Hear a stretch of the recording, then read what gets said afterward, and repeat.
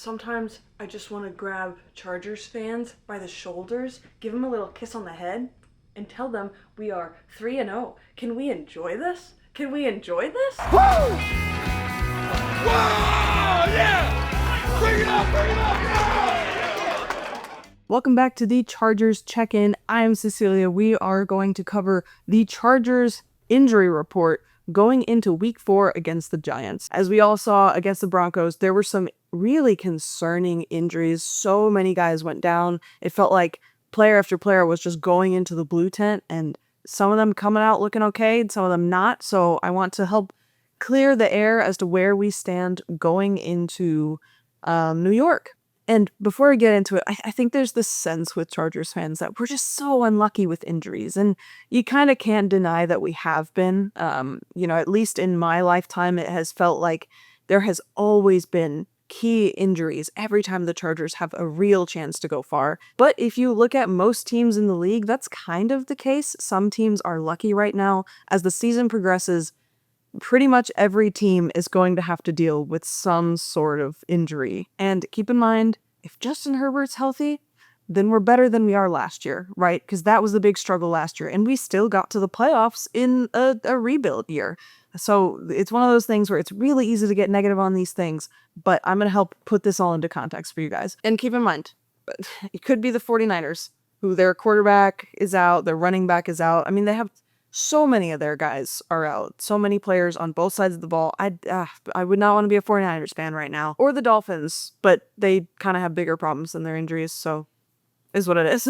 So on the offense, here are the people who did not practice on Wednesday, and I believe also that none of them will practice on Thursday as well. That report hasn't quite come out yet. But on the offensive side, Mekhi Becton still out with a concussion. It is questionable if he'll play on Sunday. Bradley Bozeman out with a back injury. It's not entirely clear to me if he's going to be playing. Same with Darius Davis out with a knee injury. Will Dissly still out. He's been out. And then Trey Pipkins, he's on the injury report with limited practice and questionable if he will return. And then, of course, the one that we've been dreading, Najee Harris, it's confirmed. He's out for the season. We kind of knew that was going to happen when we saw him go down. Just devastating how that happened. It always sucks when injuries happen and there's no contact, because it's like nothing's even gained by this injury. It's not like a guy was just going really hard and then got hit hard. It's just kind of devastating for him, especially because he's going to be a free agent by the time he's healthy. And there's just not a whole lot a running back could do to come back. I mean, they definitely can. J.K. Dobbins was a big sort of reclamation project, and the Chargers kind of helped revive his career, but I'm sure he would tell you that he felt a little faster before all the injuries happened. And the Achilles injury is a particularly brutal one.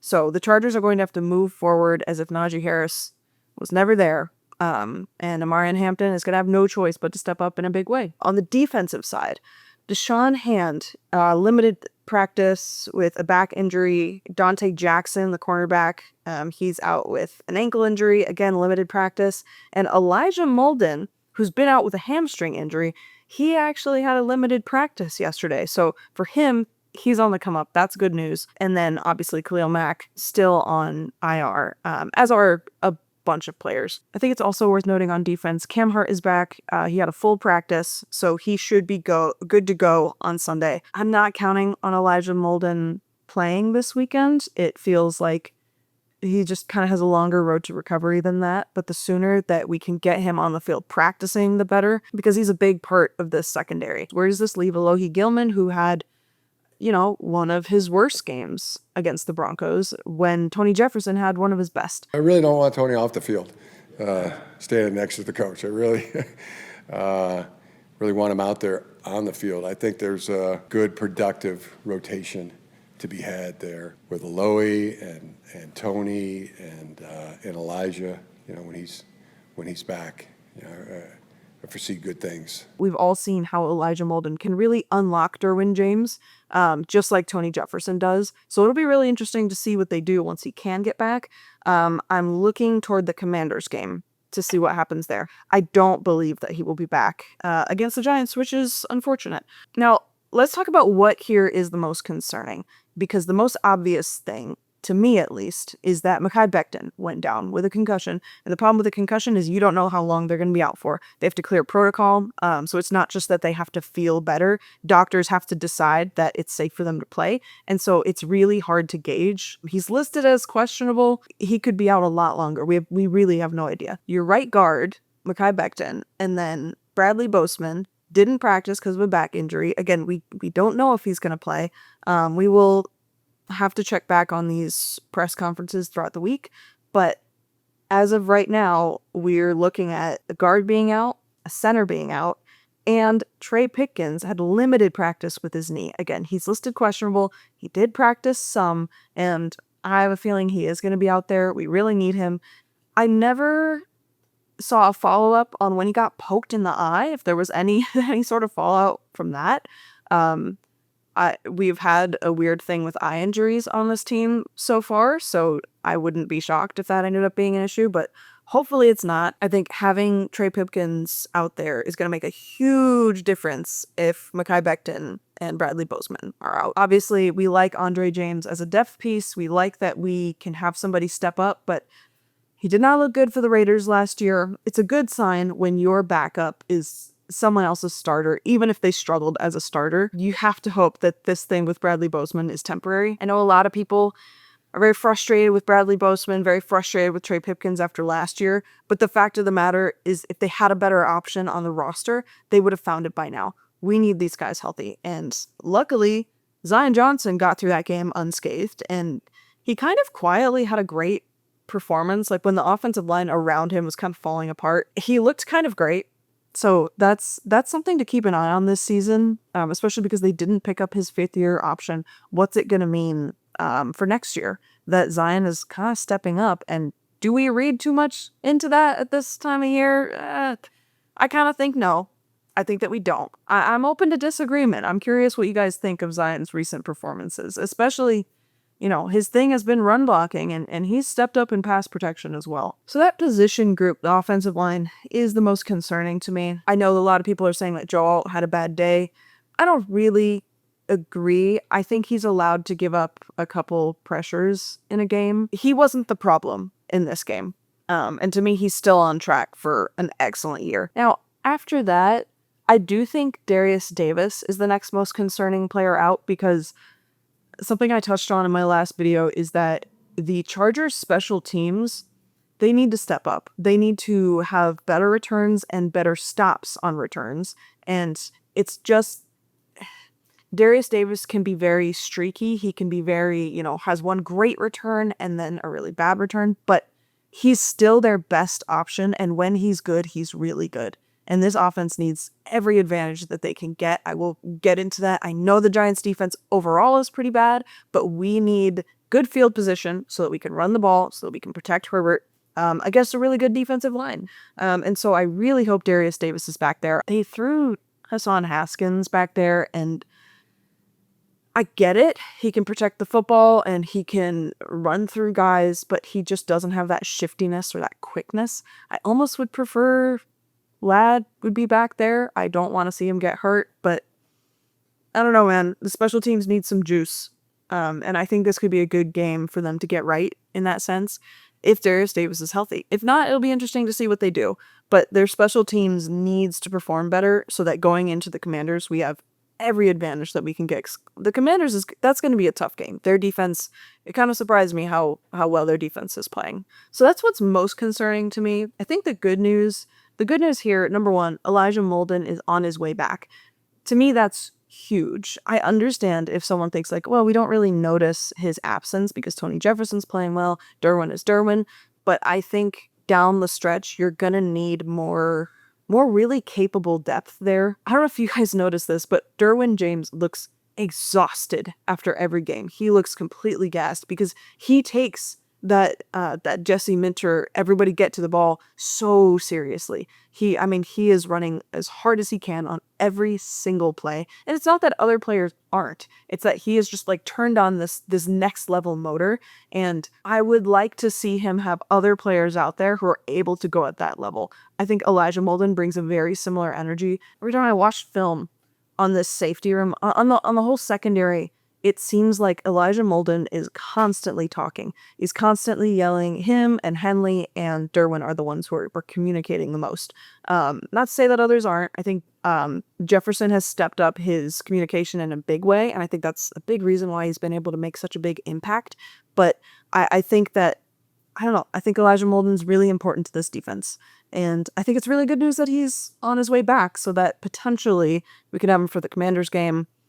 If not then down the stretch when tough games are coming. Another bit of good news is Dante Jackson is not entirely out. I kind of got the impression that he would be, just because with ankle injuries, a lot of the time you need to let it heal fully, because if you don't, it just becomes this aggravating thing. But right now he's listed as questionable, so we'll see.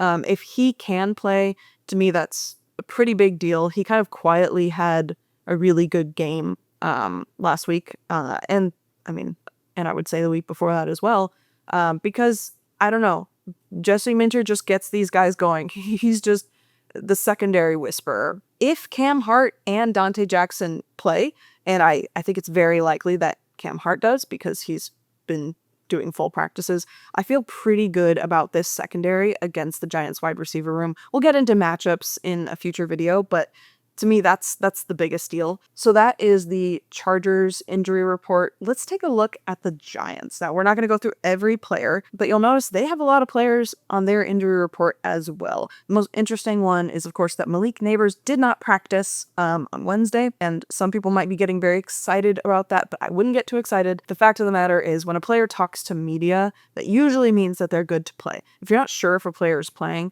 you don't want them to talk to the media in case they give away too much. If the team's letting him talk, that means that they're expecting him to play. So I would not think much of him being on the injury report. No, far more notable to me is that their starting kicker is out, and they have signed 2 kickers to the practice squad to see, and presumably they're competing throughout this week to see who's going to kick. It is possible that a former Chargers kicker is out there on Sunday, and that would be interesting. Young Oku and Jude McAtney. Those are the 2 kickers who are on the practice squad. They're going to be competing. Koo is the one who used to be on the Chargers. I believe he was a UDFA in the 2017 draft class, and he played for the Chargers briefly. You'll probably remember him as the guy who missed a really important kick against the Dolphins, so that's not great. And he's been cut by other teams. He was on the Falcons, and he's been on a few teams. So the Giants are not in a great position in that way, because if these kickers were really good, they wouldn't have been cut. At the same time, most kickers are going to make most field goals. It just might mean a slight advantage in the field position game.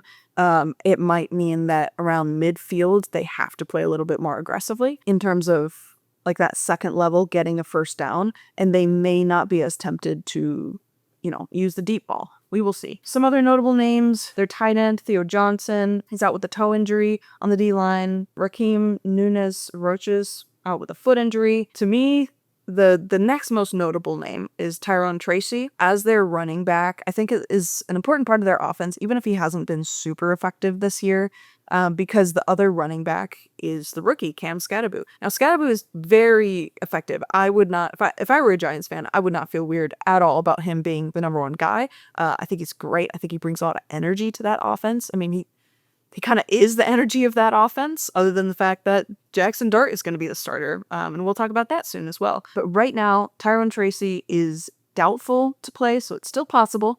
There's still a couple days of practice, but as of right now, Skattebo is going to be the guy. And that's going to be an interesting challenge for the Chargers defensive line. Other than that, their wide receiver, Darius Slayton, is questionable. To me, this matters just because of how good the Chargers secondary is. If Darius Slayton ends up not playing, then they have a lot less juice. It really is, to me at least, it's just Malik Neighbors out there who is a real threat. And I trust the Chargers secondary to be able to kind of shut that down. That would allow Derwin, I think, to play closer to the ball, to put more pressure on the quarterback, because we can put more resources toward Malik Neighbors and not have to worry as much about the rest of the wide receiver room. We'll get into the matchups, but that's one of the ones that I feel better about. Hopefully Slayton can play. You never want to see players, be injured for long. That is the Chargers and Giants injury report. That's what we're looking at. Keep an eye on the Chargers injury report throughout the week, particularly on Friday, about Bradley Bozeman, about Darius Davis, Trey Pipkins, and we will see what happens. Again, it's doubtful on Elijah Molden. We'll see. But as of right now, that is what we're looking at. And keep in mind, every time you think, man, the Chargers have it so bad, it could be worse. We gotta trust Harbaugh and Ortiz with who they have out there. We will see what this offensive line does against a really tough defensive front. With that being said, I'm Cecilia. This is the Chargers Check-In. Thank you so much for watching. Feel free to like and subscribe if you want more of this, and I will see you guys next time. Bolt up!